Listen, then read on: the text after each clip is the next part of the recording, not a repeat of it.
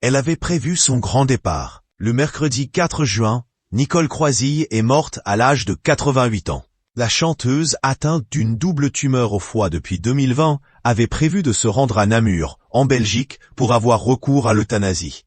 À quelques jours de son euthanasie, l'état de santé de Nicole Croisille s'était considérablement aggravé. L'octogénaire avait alors été hospitalisée d'urgence dans une clinique parisienne. C'est finalement dans cet établissement qu'elle s'est éteinte, après un long combat contre la maladie. Une semaine après la mort de Nicole Croisille, son ami de longue date, Claude Lelouch, a tenu à lui rendre hommage. Dans une interview accordée aux Parisiens, le réalisateur d'Un homme et une femme a évoqué un monument de courage.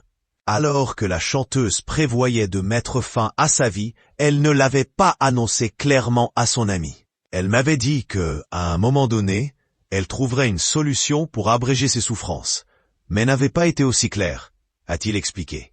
Et de poursuivre, ça ne m'étonne pas du tout. Elle a énormément souffert.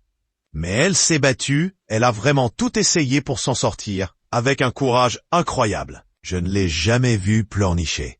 Elle aura été fidèle à elle-même.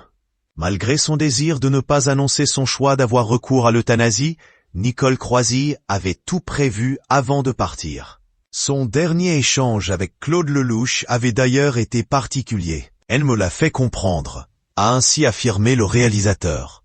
Sans entrer dans les détails, l'homme de 87 ans s'est souvenu.